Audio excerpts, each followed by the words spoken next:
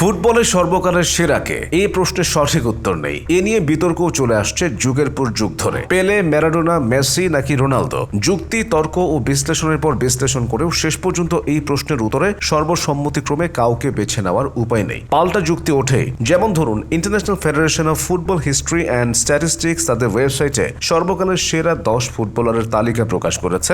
Lionel Messi যেখানে সবার উপরে। এই তালিকা নিয়েও বিতর্ক শুরু হয়েছে। স্বাভাবিক, পেলে, ডিয়েগো ম্যারাডোনার ভক্তরা তো চুপ করে থাকবে না। প্রতিবাদ জানাতে পারেন ক্রিস্টিয়ানো রোনালদোর সমর্থকরাও। সেই যুক্তিতর্কে যাওয়ার আগে IFFHS সম্বন্ধে একটু জানাশোনারও দরকার আছে। জার্মানির কেমিস্ট ও খেলাধুলার ইতিহাসবিদ আলফ্রেড পোগে 1984 সালে লাইপজিগে IFFHS প্রতিষ্ঠা করেন। এই অ্যাসোসিয়েশন ফুটবলের পরিসংখ্যান, রেকর্ড ও ইতিহাস সংরক্ষণ করে। ফিফার সঙ্গে এই সংস্থার কোনো অধিভুক্তি নেই। তবে ফুটবলের নিয়ন্ত্রক সংস্থাটির ওয়েবসাইটে IFFHS এর দেওয়া বিভিন্ন পুরস্কার ও রেকর্ডের স্বীকৃতি আছে। 211টির বেশি ফুটবল খেলা দেশগুলোর প্রতিনিধিত্ব রয়েছে এখানে। বার্ষিকভাবে বিভিন্ন পুরস্কারও দেয় এই সংস্থা।